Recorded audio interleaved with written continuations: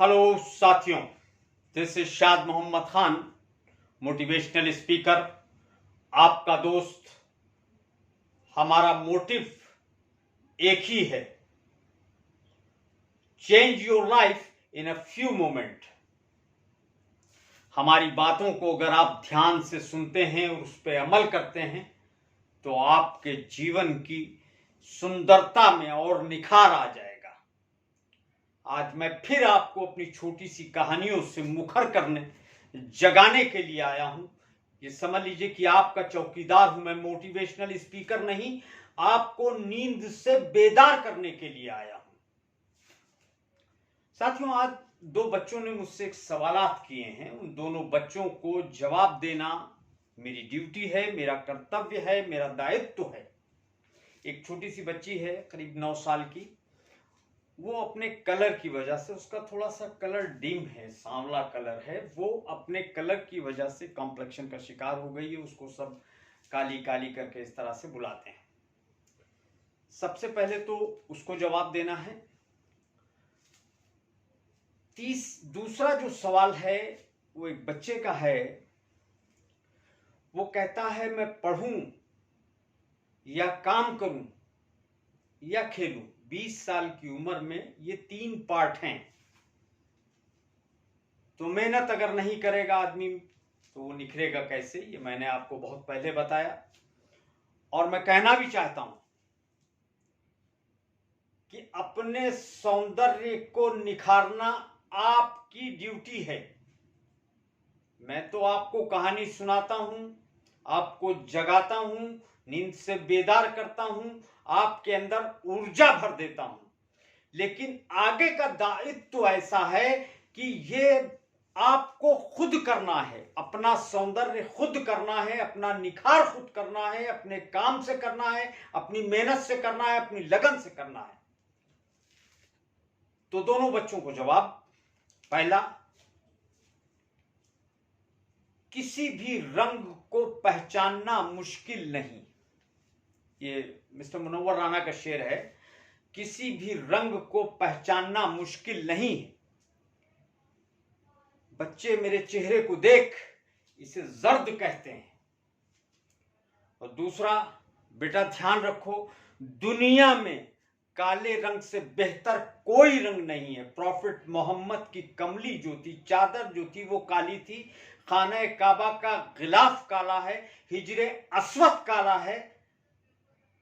काला तीतर बड़ी मुश्किल से मिलता है, काला गुलाब बड़ी मुश्किल से मिलता है, काला हिरन बड़ी मुश्किल से मिलता है। गोरा आदमी अगर काले कपड़े पहन ले तो लाखों में एक दिखाई देता है। गोरी औरत के गाल पे अगर तिल होगा तो वो खूबसूरती की निशानी माना जाता है। आंखों का रंग अगर काला है तो वफा की निशानी माना जाता है। और मेरे दोस्त, बंगाल का काला जादू दुनिया में मशहूर है। बंगाल का काला जादू दुनिया में मशहूर है।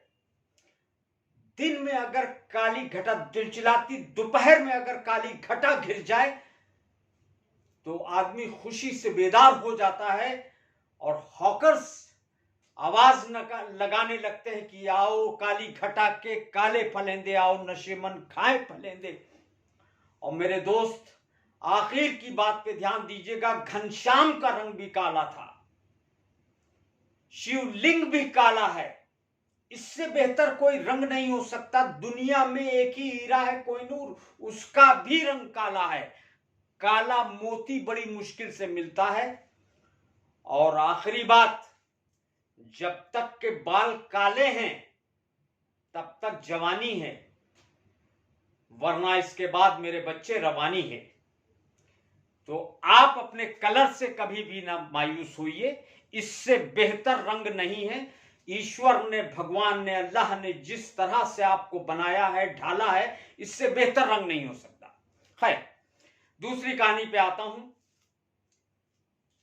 एक बच्चे का सवाल था कि मैं क्या करूं, मुझसे मेहनत इतनी नहीं हो सकती, मैं पढ़ाई की तरफ ध्यान दूं या पढ़ूं या खेलूं या किधर अपने माइंड को करूं। एक स्टोरी के साथ मैं आपको, एक छोटी सी घटना है वो आपको सुनाता हूं। एक राजा था, उसने अपने मंत्री से कहा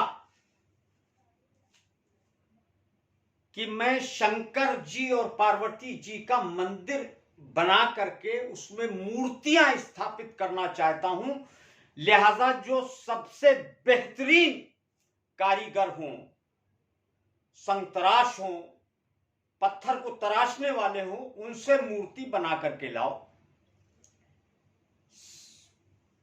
पूरे क्षेत्र की, पूरे देश की तलाशी ली गई। बड़े बड़े लोग, बड़े बड़े संतराश, बड़े बड़े शिल्पकार हाजिर हुए।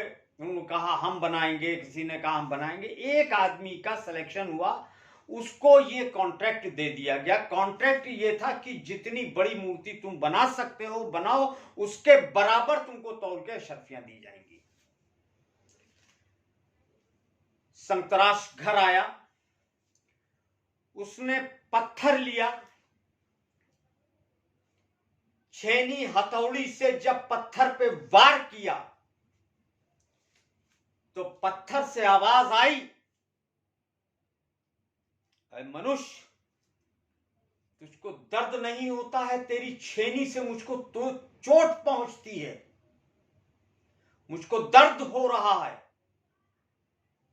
संतराश ने अपनी हथौड़ी और छेनी रख दी, उस पत्थर को किनारे रख दिया। दूसरा पत्थर उठाया, उस पे छेनी हथौड़ी से वार किया तो कोई पत्थर से आवाज नहीं आई। दूसरा वार किया, कोई आवाज नहीं आई।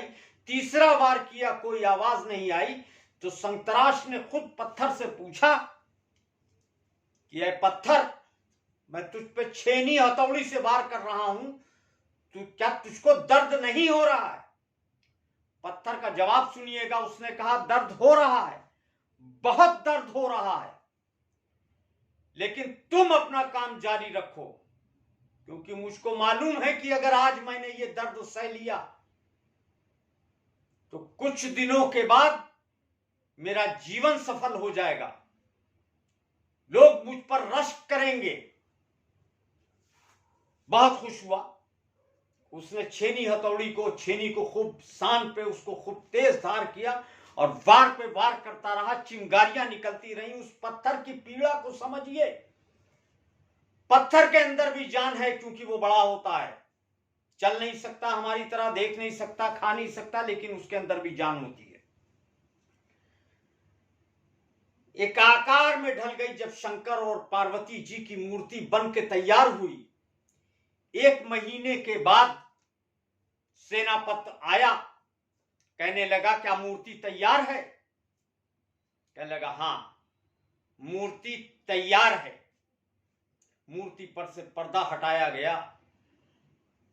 राजा साहब खुद आए, मूर्तियों को देखा। वाह, क्या मूर्तियां बनी थी साहब।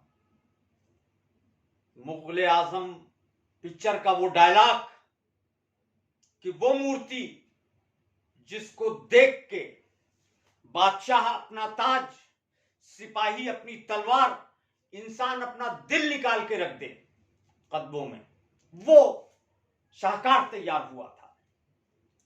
बादशाह ने उसके बराबर उसको अशरफियां तौल के दी, उसको रथ पे रखा बहुत एहतियात से, और जिस मंदिर में उस मूर्ति की स्थापना करनी थी लेकर के चलने लगे। जब चलने लगे तो उनकी नजर उस पत्थर पे पड़ी जिसको दर्द हुआ था छेनी हथौड़ी से।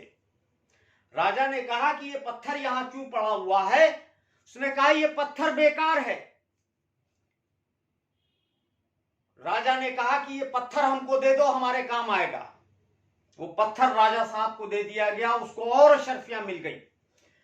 राजा साहब ने बहुत ही भव्य समारोह में शंकर जी और पार्वती जी की मूर्ति की स्थापना की। गंगा जल से, शहद से, 7 तरल पदार्थों से उसको स्नान कराया गया। रुद्राक्ष की माला पहनाई गई, रामायण के श्लोक पढ़े गए और पूजा अर्चना शुरू हो गई। लेकिन वो पत्थर जिसको चोट लगी थी छेनी हथौड़ी से, दरवाजे के बाहर रख दिया गया कि जो भी आदमी आता था, नारियल अगर चढ़ाना होता था तो नारियल उस पत्थर पे तोड़ता था, पूरी जिंदगी उस पत्थर को चोट खानी पड़ेगी। और जो पत्थर छेनी हथौड़ी की मार झेल गया, शंकर और पार्वती जी की मूर्तियों में ढल गया, मेरे दोस्त पूरी जिंदगी के लिए उसका स्नान कराया जाएगा गंगा जल से, पूरी जिंदगी उसको दूध से नहलाया जाएगा, पूरी जिंदगी उसके चरणों में पुष्प की माला अर्पण की जाएगी। यह है दर्द, थोड़े दिन का दर्द, उसके बाद आपका आराम। ये आप सोच लीजिए कि आपको दर्द देखना है या आपको पूरे जीवन का आराम देखना है। तो मेरे दोस्त, दुख तो सहना पड़ेगा, छेनी हथौड़ी की मार तो सहनी पड़ेगी, अपने आप को भट्टी में तो तपाना पड़ेगा, वरना पूरी जिंदगी किसी के कदमों में पड़े रहोगे, जो आएगा तुम पर नारियल मारेगा और तोड़कर चला जाएगा, तुम्हारा सर तोड़ता रहेगा। क्योंकि ये जमाना है, चैन से जीने नहीं देगा अगर आप नाकामयाब हैं। इनके ताने आप नहीं सुन सकते हैं। और अगर कामयाब होना चाहते हैं, दूधों से नहाना चाहते हैं, गंगा जल से नहाना चाहते हैं, तो मेरे बच्चे थोड़ी सी तकलीफ बर्दाश्त कर लीजिए। साथियों, वीडियो कुछ बहुत ज्यादा बड़ी हो गई है, मैं यहां से विराम देता हूं। बहुत मोहब्बतों के साथ आप इस चीज को समझ गए होंगे कि मैंने क्या कहा, आपको मेरा जवाब मिल गया होगा। नेक्स्ट वीडियो हमारी फिर से मधुमक्खी के ऊपर होगी। बहुत मोहब्बतों के साथ आप अपना ख्याल रखिएगा। जय हिंद।